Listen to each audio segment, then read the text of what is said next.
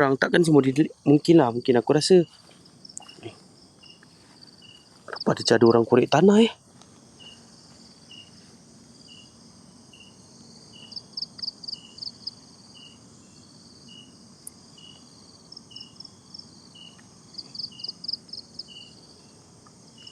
Tulis apa kat pokok? Sekejap.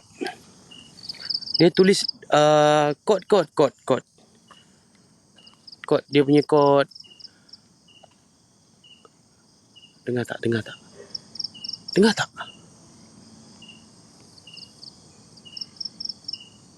Mac 2022. Maknanya dah dekat setahun. Maksudnya pokok ni baru dekat setahun benda ni. Wih, aku pijak dah lembut-lembut. Oh ya Allah.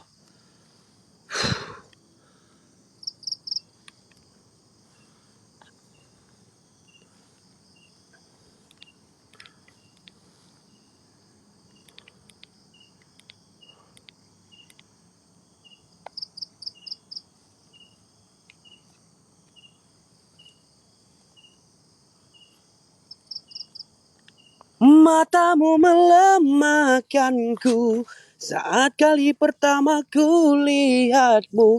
Dan jujur ku tak pernah merasa begini. Matamu melemahkanku saat kali pertama ku lihatmu. Dan jujur ku tak pernah merasa begini.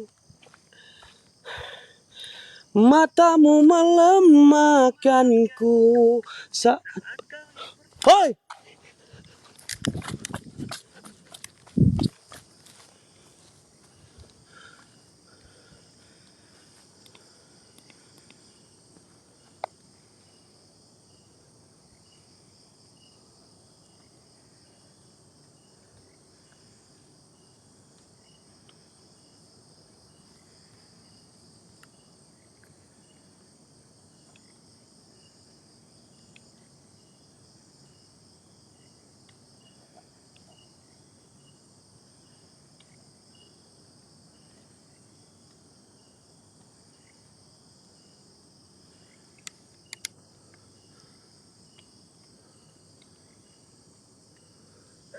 Pik, masuk dalam ni, Pik.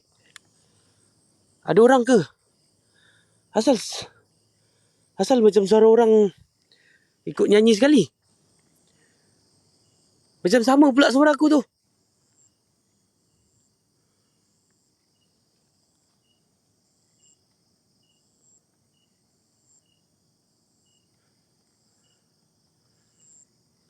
Pik, kalau kau takut dekat base, kau masuk dalam, Pik, teman aku.